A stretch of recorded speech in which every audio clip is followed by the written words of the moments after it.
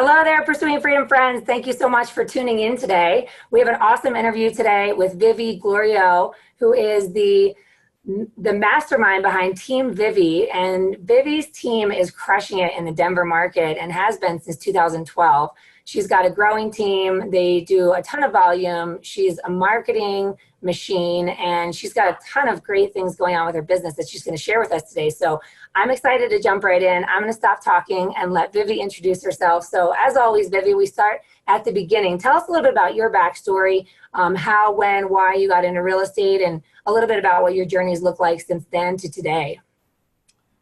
Well, so I was an engineer student at University of Texas. And my junior year, I got a position with a builder in Colorado Springs, helping design and finish out a development called Somerset. So in that summer, he had sold 12 homes in 2.5 years. I sold 13 in 2 months. Oh my gosh. So I realized pretty quickly that my math background was definitely going to help, but I really enjoyed real estate. So I got into real estate from there. However, I ended up getting married at 23 years old, and my ex-husband, then husband, he was kind of looking for a career, and I thought he would be great in real estate. So I bowed out, got out of real estate, tried to support him. By 2007, I had left my ex-husband. I had 2 babies. 2008, the divorce was final and the recession was strong. I actually called everyone in January of 2007 and let them know that the economy was going to crash, and that, if they were struggling with their job or their home, that, they should do something about it. So that happened. So it's 2008. I'm working 3 full-time jobs. My ex-husband's living in our $1 million home. And I'm paying for the mortgage because I didn't want my credit ruined, because I had great credit. So I was doing that, and I was getting completely burned out. My babies at that point were 4 and 5 years old. It was 2009, and I decided to get my real estate license. I had great success with it in the past. I owned a couple of rentals, so it just made sense. Anyway, I got my license and immediately started doing marketing. I started farming the Baker neighborhood. That's where I lived with my 2 babies. And they would toddle with me, and we'd go deliver them all door to door every month. And, the very first mailer I did, I was very blessed and lucky. I got a listing in Baker. I did all the marketing, direct mail, luxury open houses, things like that. And it just kind of catapulted my business. So within the first 12 months, I sold $4 million, and that was as a part-time agent. Wow, that's amazing. Now, when you got into real estate, did you immediately quit your 3 full-time jobs, or did you quit some? Were you juggling? Like, how did you do that? I was juggling. I also, besides paying the $1 million mortgage, I was also responsible for paying healthcare for my boys. So I kept my Homes Illustrated job, which is what I did throughout my 20s. And I produced a couple 100,000 magazines a month for the state of Colorado, doing real estate publications. So I kept that more so, well, I needed the salary, but also the healthcare for the boys. So was that kind of a 9-to-5 type job, or something you could do from home at any hour of the day or night? It was supposed to be a 9-to-5 job, but I was able to do it. My office was my home, and I could go in between. So if I needed to go show a house, I could be there and on point. Now, when you got into real estate, you mentioned previous that you were in Colorado Springs, but then you ended up starting your real estate business in Denver. So how long were you in Denver before launching the real estate business? Or, were you new to Denver? I was in Denver January of 2005, didn't start my business until August 2009. And at that point, I had left my ex-husband over things that basically made me fire all of my friends. Oh my gosh. So I'm sitting there, single mom, no friends, in the middle of Denver, and I just knew I was going to make it. So let me ask you about farming, because I hear a lot of agents talk about, wanting to farm and then not really knowing how to get results from it. So do you have any advice for someone who says, okay, I want to farm this neighborhood? Well, then what? Like, what does that look like to get started? I think the two biggest mistakes people make is people will come and say, oh, I want to farm this neighborhood. They live in Aurora and they want to farm like Cherry Creek. It doesn't work. So, people want to work with people that are like them. So I would say if you want to start farming, you need to farm where you live.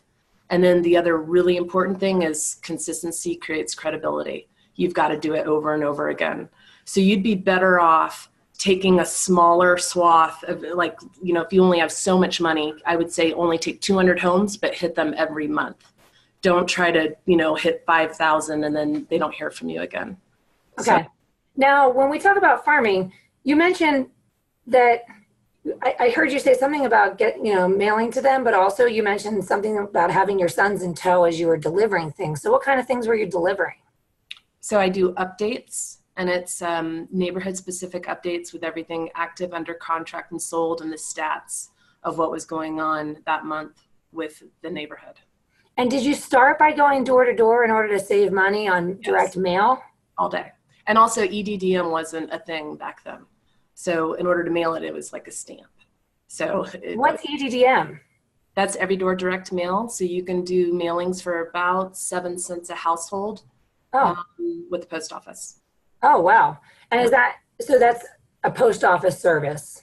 It is. Okay, awesome. And then so you did the door to door for how long before you started doing direct mail? That's a good question. I think actually I mixed it up a little bit because in the winter months, it's too icy, too snowy. Within about 2 years, I'd say I stopped doing door to door just because I would find my pamphlets, on the ground, and I didn't want to trash my neighborhood. So I would say within about 2 years, I was mailing them. Okay. And talk to me a little bit about what kind of results did you see from that consistency and, just the sheer organization of just getting it done? I mean, how quickly did you start to see a return on your investment? It's hard because I don't want people to hear it now because the market is so different. Sure. But, in 2009, no one was doing anything. No one was spending any money on marketing. It was a recession. People were stressed. So because of that, I think my marketing really stood out because no one else, I had no competition. That's a really good point. Yeah. So, I had immediate success where now, the market is better depending on how you want to view it. But therefore people are spending a little bit more money on marketing. So it may take a little longer. Okay. Now, are you still to this day farming Baker, and are you still living there? Yes. Awesome. And I farm 7 other neighborhoods, and just neighborhoods that I absolutely love. I love Baker. I'm absolutely the Baker queen. I sell more in Baker than anyone else. It's just my favorite neighborhood. Awesome. And then we were talking before we started recording that in 2012 was when you started building your team. So it's been 6 years. So tell us a little bit about your team today. I mean, how many people make up the team? What's everybody's roles, that kind of thing? So the staff part of the team is super important. 2 full-time transaction coordinators, 2 full-time marketing directors, like a runner, first stop person, and then a COO. So that's the staff, and that's an important staff to have. After that, it's agents. And, I kind of went in and out of agents here and there. Starting in 2012, I'd have somebody for a little while, but it just wasn't a good fit. And then it was almost 3 years ago, I met Bess Tracy, and she and I just clicked. We had the exact same view about real estate, which was take care of the people and the business will follow. And so we started working together, and she's my heir apparent. So when I start to slowly get out of the business as I get older, she is going to take over. Okay, awesome. Now, that's interesting that you said that when you met her, you guys had so much in common, because I see sometimes the team lead, so to speak, is looking for agents, and sometimes they're looking for themselves, sometimes they're looking for someone different. I mean, do you have any advice in terms of, if you're looking to build a team, do you want people to have the same strengths as you, or do you want to have different strengths so that you can complement one another when you all come together, like leverage each other's strengths, which are different? Does that make sense? Absolutely. So the very first thing I do for anyone joining the team is they have to take a DISC profile. You can get that free with Tony Robbins. Just Google Tony Robbins DISC. So I'm a 99D and a 99I. So I can't have someone on the team that's really high D, or we'll just butt heads. And then the other thing we do is 16 personalities. There's 16 personalities. They all fit into a box. It's Myers-Briggs. And so there's actually certain positions that I want in certain boxes according to personality and just strengths. Sure. So yeah, so no, Bess and I are actually opposite. So it's interesting you say that, because I'm also obsessed with the DISC, and our team, everybody has taken it. We refer to it often, and it's important to, I think as a leader also, to understand what someone's gifts are and what their strengths are, because oftentimes we want someone to, it's almost like we want someone's success for them sometimes, or we want someone to mold into a role. And at the end of the day, if it's not their natural born gift, even if they do it, they won't love it, which means they won't be necessarily successful at it. So I love the DISC. How do you go about finding the 16 personality test? I've never heard of that. I mean, I've heard of Myers-Briggs. I've never taken it. I don't know where to find it. www.16personalities.com. Oh, awesome. So it's great. There's basically 4 categories of people, and within those 4 categories, there's 4 types of people. So I'm the fun leader. Like, I have to have fun. The office has to have fun. We have happy hours at our office on Fridays at 4:30. We have parties. I'm really about community. Community is super important. So one of the things that I started with my son, I really should say, started out in 2010. I always had my babies on Mondays and Tuesdays, and then every other weekend. It was a 50-50 split with my ex. And so I love to cook, and I wanted my boys to learn how to cook. And so every Monday we'd always make dinner. And this one Monday I just made way too much food. And I was like, what am I going to do with all this food? And I had this amazing neighbor. His name was Michael. He lived across the way from us. And so I told Brighton, my oldest, to toddle over and invite Michael to dinner. And Michael showed up. Brighton was so excited that he started inviting everybody to our house for Monday night dinner. So now every Monday we have anywhere from 10 to 50 people come to our house and eat dinner. That's awesome. Yeah. And are you still living in the same house as you were back then? I met the love of my life in 2010. By 2012, we had to move. So we moved and got a larger house. And still in the same neighborhood? Yes. That's awesome. Yeah. So I wanted to ask you about, you mentioned the fun and, the high D, high I.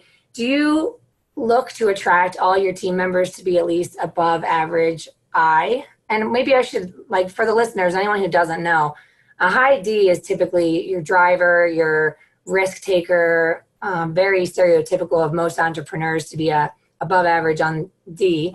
And then high I is your extrovert, and low I would be more introverted. And then your high S is somebody who wants stability, security, kind of a steady Eddie, a team player, doesn't want to rock the boat. And high C is details people. So people that love, putting the contracts together, crossing T's and dotting I's. So it's funny, I'm an 88D and a 99I. And I'm just curious, as you're building your team, do you think about someone needs to be at least above average I if they're going to be client facing, or, how do you analyze the DISC in terms of making sure that someone's not going to get the boot before they've had a chance to work with you? I would say that the DISC matters more. Like my transaction coordinator, she's a 99C, and that's just it has to be that way. Mm-hmm. But most of my agents are high I, but I have found that you don't have to be high I. They say that high I agents are more successful. However, I have an agent who just joined my team. He's only 39I, and he's going to crush it. So yeah. You have to take all of those tests and everything with a grain of salt. Definitely. I met a real estate agent who was a low D, low I, high S, high C. Mm-hmm. And I was like, my guess is that your success is a result of the high S is typically you want to please. And so it's really important to you that your clients have an amazing experience. And then high C is that you like systems, you like organization, and therefore you've taken your attention to detail to make a very organized process that is also intended to please, and that people feel safe with you and they trust you. And he was like, that's it, 100%. And I'm like, and you probably hate sales calls. You probably hate calling your past clients and going to social events. And he's like, yep, 100%. So it is interesting. I think that knowing your strengths can allow you to leverage those things. And then you can build on your strengths, and I do believe anyone can be successful if you're willing to do the work, you know? I mean, my father always said 90% of success was just showing up. So I think anyone can be successful. It's just, you have to work really hard, and, you know, you have to get up early, and you've got to treat it as a true job. I work easy 60 hours a week. Some people think that's terrible, but I really love what I do, so I don't mind. So yeah, I think anyone can do it. You just have to show up. Yes, I agree 100%. So I want to get back into the marketing a little bit, because I know that you have a background in marketing, and I know you enjoy it, you're good at it, and you've had that success early on, and that was, you know, it's a long time ago now. So tell me a little bit about what your lead generation looks like today. Your presence online is amazing, which is a big reason why I knew who you were when someone recommended you to be a guest on the show. So are you using social media to generate leads, or is that more to be visible and just be everywhere? So with my 2 full-time marketing people, I have a full-time marketing director who does all the print, and I'm a real print. I believe in print. You know, the thing about print is people trust what they can hold and what they can feel. The problem with the internet is you get on the internet and you find it one day and then it's not there the next day. And so there's just this consistency and credibility with print. So I've always been a huge print person. Then we got another full-time marketing person, and all she does is social media. So she's doing, you know, Instagram and LinkedIn and Facebook and all of that. And it's been nice because she brought a lot to the table. We can target specific people, like my listing in Lodo for 1.1 million. I've targeted 367 people that live in the downtown area, have owned their home for over 3 years, and have been identified as making over $250,000 a year. And I'm targeting them so that people, the right people, hear about the listing. So I think it's all important. You need print and you need digital. That's fascinating. So for folks that are at the stage of wanting to recruit and build a team, I mean, how do you go about finding talent? Because those are the kinds of people where I think that a lot of folks are just like, they get stuck with the idea of, how do I find these people? And, you know, how do I make sure they're the right fit? Like, do you do your own recruiting, or does that ops manager do it? I don't really recruit at all. And I would tell you that if you're thinking about starting a team, I would join one. All day. So there's so many more costs than people realize. And, you know, at the end of the day, I would have made more money if I had joined someone else, but we have this fabulous group of people that I absolutely love, and I couldn't imagine doing anything different at this point. So, but, you know, if you're just now thinking about starting a team, I'd really run the numbers. Awesome. And then, is any portion of your business development at this stage direct to Sphere? I mean, do you guys keep in touch with your past clients? Oh, absolutely. Yeah. What does that look That's like? your kitchen list.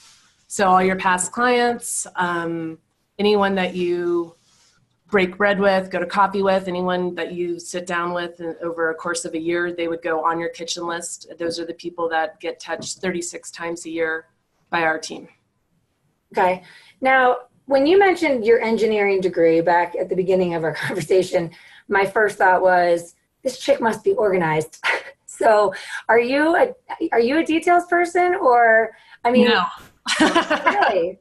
No, I'm a total math dork. So I'm an economic person, but if you looked at my desk right now, you'd probably shudder. I'm organized to the point where I know what I'm doing, but other people might look at it and go, chaos. But you know, the reality is I just have fabulous people around us who are very detail oriented, and they keep it together. So I think the reason I went in that direction is because I was kind of wondering when you mentioned the 36 touches. So when you say that, you're talking face-to-face, phone calls, handwritten notes, text messages, everything? No, it's 30. So our clients will get hit 36 times just by our marketing department. Then anything additional that we do would be on top of that. Oh, wow. So 36 times, so 3 times a month. What kind of touches are they getting? They always get one printed piece. We get a monthly newsletter. We do a lot of different things because the market's constantly changing. Like Bess and I came up with this one program about a month ago. It's called recasting. It's, recasting, Sure. recast. So we've gotten several of our people that wanted to sell. The market's going to be significantly stronger in spring. So we're getting them under contract right now with them buying a home. And then what we're going to do is recast their loan after we sell their home in January and February. Oh, wow. It was just kind of a new program. So stuff like that would get sent out to our clients. Okay. About upgrading, let's sell your house in February, but let's buy it now, buy your new house now. Interesting. Okay, that makes a lot of sense. So the reason I asked that is because tracking is such a huge part of, I think tracking is a big part of being successful, knowing what you're doing and what your return on investment is and your numbers and all that kind of stuff. I'm also a math geek. So in my brain, I was thinking 36 touches were, the warm and fuzzy, the phone calls, the face-to-face. And I was curious if there's any way of tracking that you guys do. I mean, do you hold your 5 agents accountable to their activity, or do you let them be completely autonomous and do their own thing and their results are based on their commitment and their effort? No, we started doing core training 2 years ago. So all the agents follow core training. They have to fill out a greatness tracker. So it's 60 touches a week, 15 face-to-faces and 5 break breads.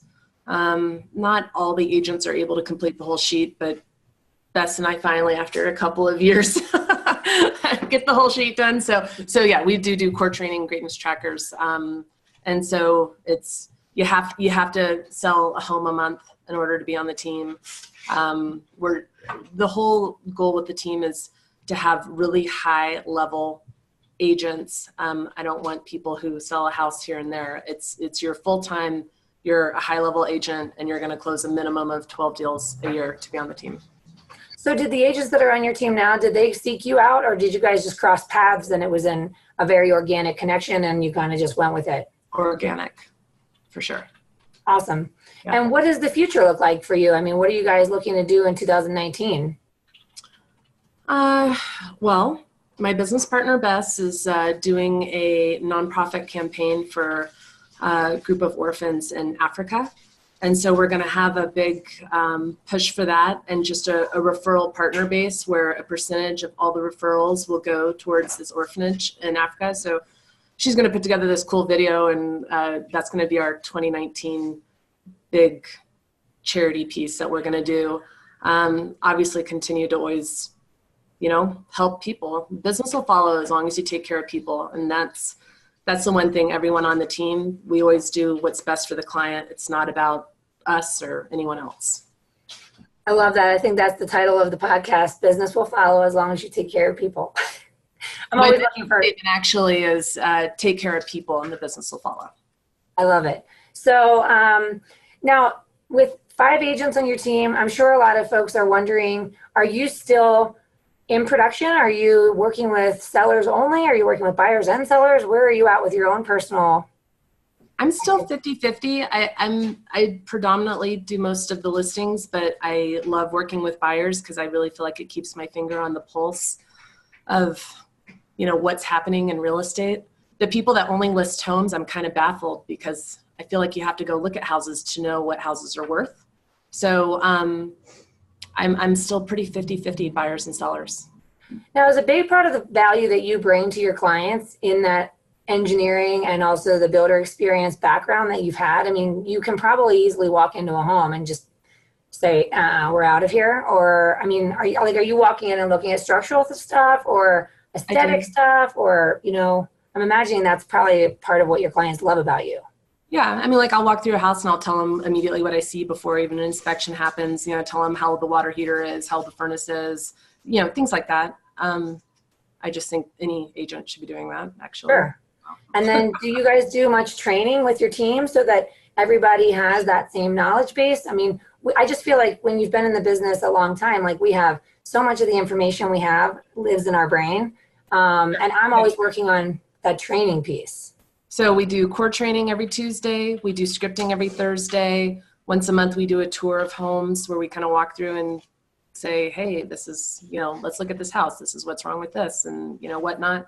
And then I always encourage all of my agents to always come with me to buyers meetings, come with me to listings, come with me to open houses. Yeah. That's awesome. There was a guy that was on the show a few months back, and he was with Keller Williams, and he said his philosophy is I do, we do, then they do. So as he's built his team, it was just that, like bring them along until you feel like they're comfortable and confident that they can do it on their own, and then they own it in the end. So I really liked that. It kind of just stuck with me because when I first started building my team, I always joke I do, they do. I was burning out. I had 2 little kids. I almost quit the business and I was just like drowning. So I just was like, here you go.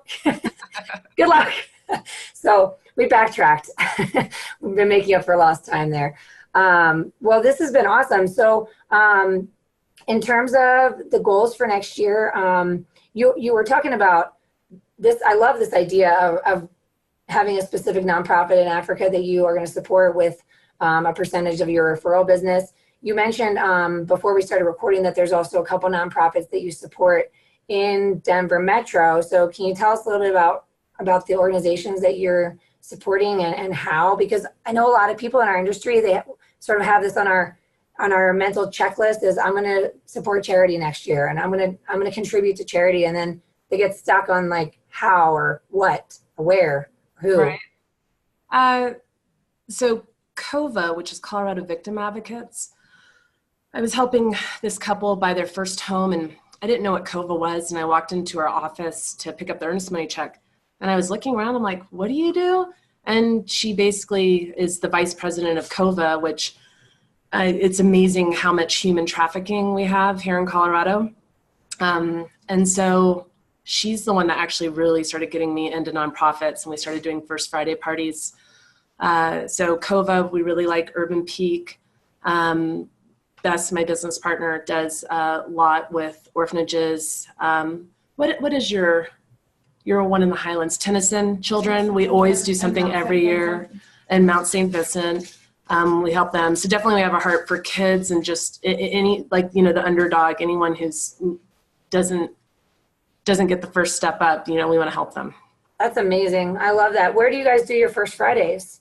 At our office. So we have live music, we have food and alcohol. It's always a great time. And we do First Friday parties because we're right by the Santa Fe Art Walk. And so the party starts at 5 o'clock in Baker. It's 566 Inca. And then by between 7 and 8, everybody's walking on Santa Fe looking at the art. Oh, that's awesome. So that's open to anybody who's listening and wants to stop by? All day. You know, we won't do one in December and January. We'll have one in February. We're going to have a huge derby party in May. We have a huge Halloween party. Cool. We do some fun stuff too, but then, you know, all of the First Friday parties, like all the money goes to the nonprofit that we're supporting. We had Matthew Shepard last summer, and actually Matthew Shepard's parents, I don't know if you know them, he's the kid 20 years ago, was gay, and in this little town of Wyoming, they brutally killed him. And the Matthew Shepard Foundation was created from that. And we had a big event, and his parents came down and spoke. It was pretty awesome. Wow. And when you say the money, are you just taking donations, or are people buying drinks? We take, no, all of that's free, but we do take donations, and we've been very fortunate. We have very giving and lovely clients and friends. And so it's worked out well. That's amazing. I love that. Well, this has been great. You've just shared so much, and I really appreciate you taking the time to be on the show.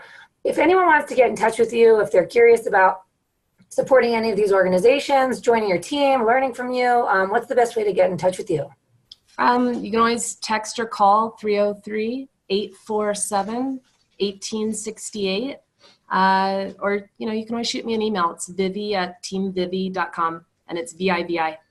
Awesome. Well, you are amazing, and I'm really happy for your success, and I'm excited to follow your journey as we go into the new year and beyond. And I wish you huge success and continued fun and happiness in your business and your life. I'm grateful to have had you on the show. Thank you so much. Thanks, Erin. You're fabulous. Appreciate it. All right, everybody, have a great day. Appreciate all of you. We'll talk to you soon.